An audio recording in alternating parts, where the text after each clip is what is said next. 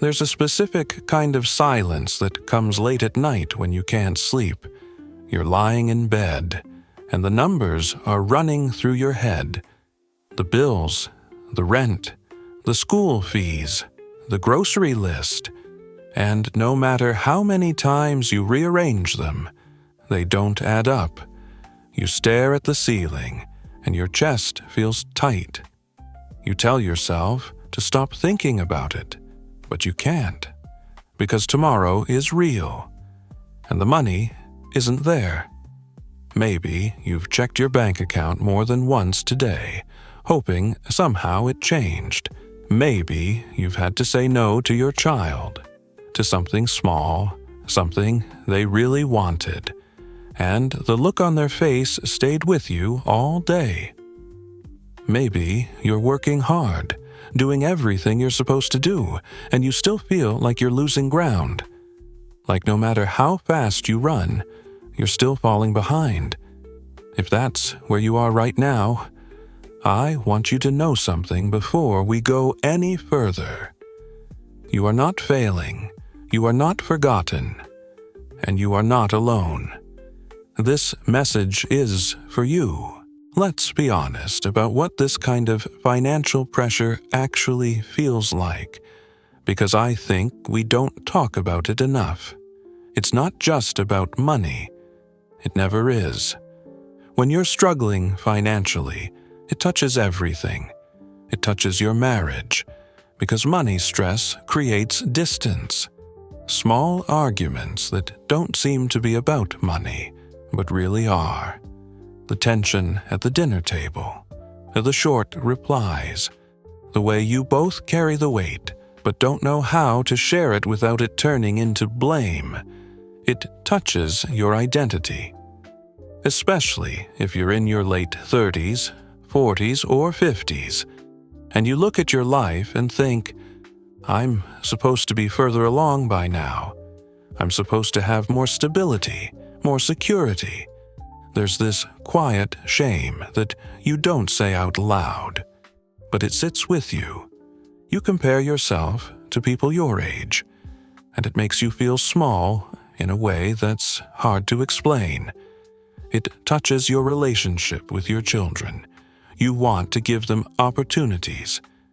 You want to say yes. But sometimes you have to explain that this month is hard, and you watch them try to understand something they're not old enough to fully understand yet.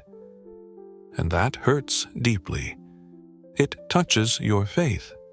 If you're honest, and I think you are, because you're watching this, there are moments when you've wondered, where is God in this? I've been praying, I've been trying, I've been faithful.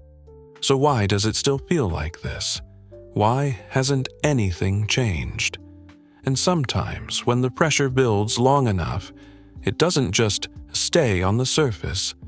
It goes deeper. You start to feel hopeless. Not dramatically hopeless, not in a crisis, but quietly hopeless. That draining, gray kind of feeling where you wake up and the weight is already there before the day even starts. Where you go through the motions, but you've stopped believing things will actually get better.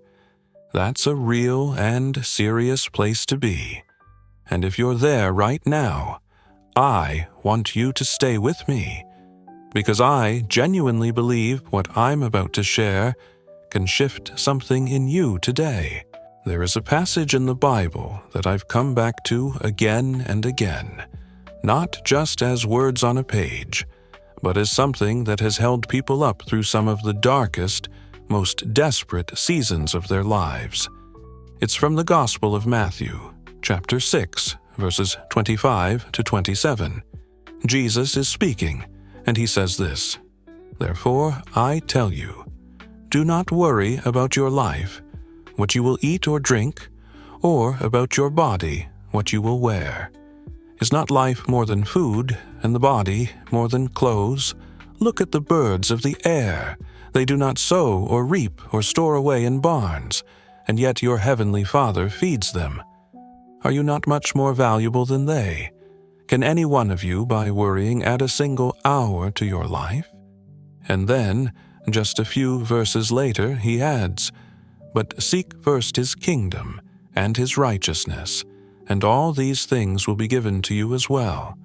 Therefore, do not worry about tomorrow, for tomorrow will worry about itself." Now, I know what you might be thinking. You've heard this before. Maybe it feels too simple for the complexity of what you're carrying. But I want to ask you to stay with these words for just a moment longer, because I think there's something here you might have missed. Jesus doesn't say this to people who have everything figured out.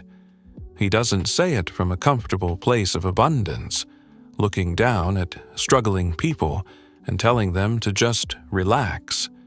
He says it to ordinary men and women, fishermen, laborers, families, people who genuinely didn't know where their next meal was coming from, people for whom financial uncertainty was not occasional. It was daily. And he doesn't say, "Don't work hard." He doesn't say, "Don't plan." He doesn't say, "Be irresponsible with money and trust God to clean up the mess." That's not what this is. What he's actually addressing is the inner world, the anxiety that takes root when we believe, deep down, that we are on our own, that everything depends on us alone, that if we stop worrying, something will slip through the cracks. That fear is somehow keeping us safe. But here's what Jesus is pointing to. Worry has never fed anyone. Anxiety has never paid a bill. Dread has never opened a door. All it does is consume the present moment, the only moment you actually have, and replace it with a future that hasn't happened yet.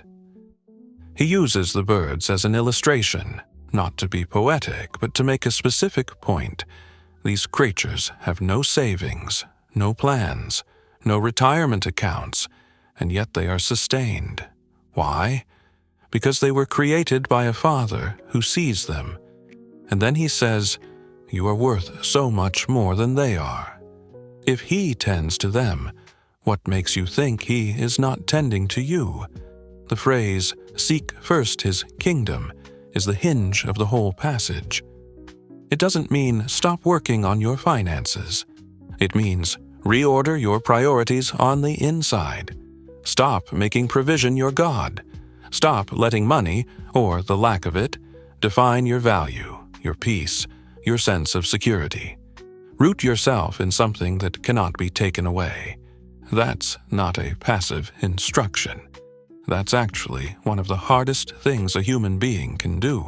So let's talk about what that looks like practically. Because faith without action is just wishful thinking, and you need more than that right now. The first thing I want to invite you to do today is to write down what you know to be true, separately from what you feel. Right now, you feel afraid. You feel uncertain. Maybe you feel forgotten. Those feelings are real and they're valid, but feelings are not always facts. Write down one true thing. I have been provided for before. Write down another. I am still here. Write down one more. This season is not my whole story. You don't have to feel these things to write them. Write them anyway. Because when anxiety takes over, we lose access to truth. And reading it back to yourself, even slowly, even reluctantly, is a way of anchoring yourself to something solid. The second thing is to take one practical step today. Just one. Not a plan for the whole year. Not a solution to every problem. One step. Maybe it's calling someone you've been avoiding because you owe them money and having an honest conversation. Maybe it's sitting down and listing your actual expenses for the first time in a while. Because clarity, even hard clarity, is better than fog. Maybe it's reaching out to someone you trust and saying, "I need some advice. I need some help." Pride keeps a lot of people stuck. One honest conversation can change the direction of a season. The third thing, and this one might surprise you, is to give something. It doesn't have to be money. It can be time, encouragement, a meal, a prayer for someone else. I know this sounds counterintuitive when you feel like you have nothing to spare, but generosity is one of the most powerful antidotes to the scarcity mindset. When you give, even from an empty place, you are making a declaration. I am not defined by what I lack. And something shifts, not always immediately, not always dramatically, but genuinely, when you choose to be a giver even in a season of need. And finally, I want to invite you to pray. Not a long, formal prayer, just a simple, honest one. Something like, God, I don't have enough. I'm scared. I don't know how this works out, but I'm choosing to trust that you see me. Help me to take the next right step, and help me not to carry tomorrow's weight today. That's enough. That's more than enough. I want to tell you about a woman I'll call Maria. She was 47, a single mother of 2, working 2 part-time jobs, still not making enough. She came to a small group one evening looking absolutely exhausted. Not the tired after a long day kind, but the tired in your soul kind that comes from carrying too much for too long. She said something I've never forgotten. She said, I've been praying every day, but I think I've been praying wrong. I've been praying for God to give me more money, but what I actually needed was for God to give me more peace. She didn't get a sudden windfall that month. Her situation didn't change dramatically in a week, but she started sleeping again. She started making decisions from a clearer head rather than a panicked one. She had one honest conversation with a family member that led to unexpected support. She made one small change to her budget that freed up a little breathing room. And slowly, not all at once, but steadily, things began to shift.